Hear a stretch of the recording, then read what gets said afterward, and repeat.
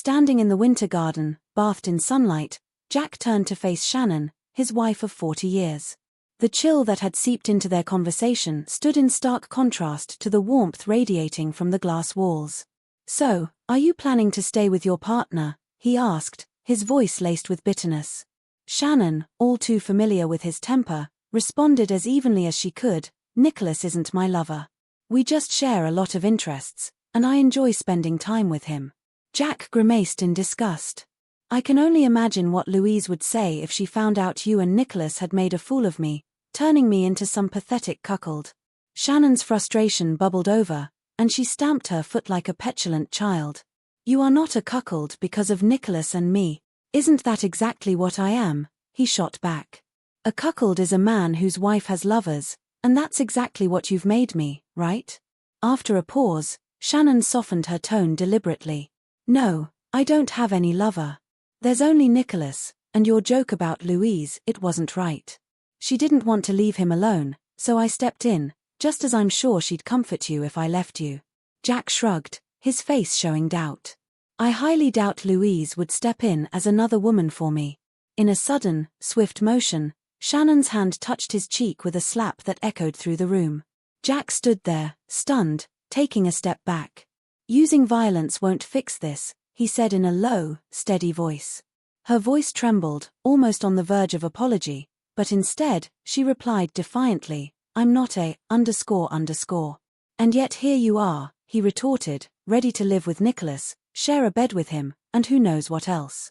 "Maybe," she agreed calmly, "but whatever is happening with Nicholas doesn't take away from what we had." Her tone was playful, tinged with mischief, and Jack detected a hint of irony in her words.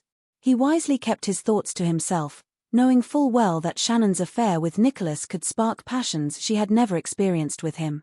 "Harlot." The thought flitted through his mind. "Don't forget to take your medicine when I'm not around, okay?" Her concern caught him by surprise. "Why do you care if I take my medicine?" he asked, disbelief evident in his voice. "After all," he thought, "if I were dead, you'd be free to be with Nicholas, wouldn't you?" She shook her head firmly. "That's not the point. I still care for you deeply, and I don't want to see you get sick." Her voice softened as she continued, "You need your blood pressure and heart medication. I'm worried about you. We're not young anymore, we both need to take care of ourselves. You're almost 71, and I'm 67. He allowed her to give him a gentle kiss on the cheek, a bittersweet farewell, before she climbed into her luxury sports car and sped off into the night, on her way to a date with Nicholas, the widower of her late sister Louise. Only 60 miles separated Nicholas from his home, a distance that might seem trivial elsewhere, but in their state, it was perfectly acceptable. Shannon couldn't shake the haunting memories of that terrible day 16 years ago when her sister's life was tragically taken in a workplace accident. Though she traveled familiar roads, the grief that had followed her sister's death still reverberated. Nicholas had been shattered by the loss, and Shannon, in a moment of compassion, had stepped in to support him, a young widower drowning in his sorrow. What started as caring visits eventually transformed into something far more intimate, though Shannon couldn't quite pinpoint when the shift had occurred. She vividly recalled the confrontation that changed everything the moment Jack discovered the truth. Their argument had been explosive, charged with raw emotion and accusations, but it all came to an abrupt halt when Jack collapsed suddenly, clutching his chest in pain. It had been a terrifying precursor to the heart disease that lay dormant within him. In a panic, Shannon called emergency services, her heart pounding as she realized the severity of the situation. She felt exposed, vulnerable, almost naked, while Nicholas stood there in his boxers, and Jack, still fully dressed, lay on the floor. The ambulance crew arrived, their professionalism a sharp contrast to the storm of emotions swirling around them. They didn't say a word about the tension or the affair as they worked to stabilize Jack. He was rushed to the hospital, where cardiologists inserted a stent, saving his life. By some stroke of luck, Nicholas chose not to press charges against Jack, though the incident left lasting scars on all involved. Now, Jack was a man broken not only physically but emotionally, bearing wounds that couldn't be healed. As weeks passed into months, Shannon resumed her secret meetings with Nicholas, despite Jack's protests and threats of divorce. For her, it wasn't merely an affair, It was a way to help Nicholas cope with his deep grief. 16 years had passed, and Jack had slowly emerged from the fog of denial. Deep down, he suspected Shannon was more driven by her desires than any altruistic motive to heal Nicholas. On a clear morning, just after 9, Shannon slipped out of the house again, heading to meet Nicholas, leaving Jack behind in the sun-drenched greenhouse surrounded by glass and lush greenery. It was there, amidst the peace of nature, that Jack began to confront the reality of their fractured relationship and the secrets that had festered in the shadows. His health had deteriorated, but he kept it hidden. The last thing he wanted was for Shannon to think he was using it as an excuse to pull her away from Nicholas. In fact, he would gladly relinquish her to Charlie's boy. With a sigh, Jack sank into his favorite chair as the world around him blurred into a dreamlike slumber. The June sun climbed higher, bathing the greenhouse in its warm glow. Into a red-hot furnace, deep within his dream, he found himself wandering through an expansive desert, where the scorching sands stretched endlessly. But the dream was fleeting, and he abruptly woke, feeling the oppressive heat bearing down on him. Summoning his strength with difficulty, he attempted to stand, only to be hit by a dizzying wave that sent him crashing back onto the floor. The stone tiles, which should have brought some relief, instead seemed to radiate warmth. The stifling air wrapped around him like a heavy blanket, thick and suffocating, leaving him breathless and powerless. He crawled toward the double doors that led to the living room, his strength waning with each passing moment. Shannon had insisted on gifting him a Bluetooth pendant for Christmas, meant to connect him to her phone. But now, this so-called lifeline seemed like a cruel joke, with each call going straight to voicemail. "Help me, please," he croaked, the words barely escaping his parched lips. His jacket, with the phone inside, lay just beyond the living room door. Desperation pushed him forward, inching closer and closer to the door. Then, from the corner of his eye, he sensed a presence in the conservatory. Turning his head, he saw the familiar, cheerful face of Louise, his sister-in-law, her eyes filled with concern. "Louise?" "Yes, it's me," she replied, her familiar, warm voice reaching out to him. "What are you doing here? What happened?" "Oh, I've come for my dear brother-in-law." "Come on, get up," she said with her arms open wide, inviting him toward her. She always called him Mikey, a nickname that held more significance than any formal title. But when he stood, he was struck by a chilling realization: his lifeless body lay on the floor of the winter garden.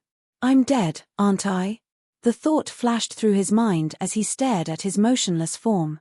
He waved away her warm invitation, but Louise nodded solemnly. "Yes, that's right. You've crossed over now, and you have to come with me.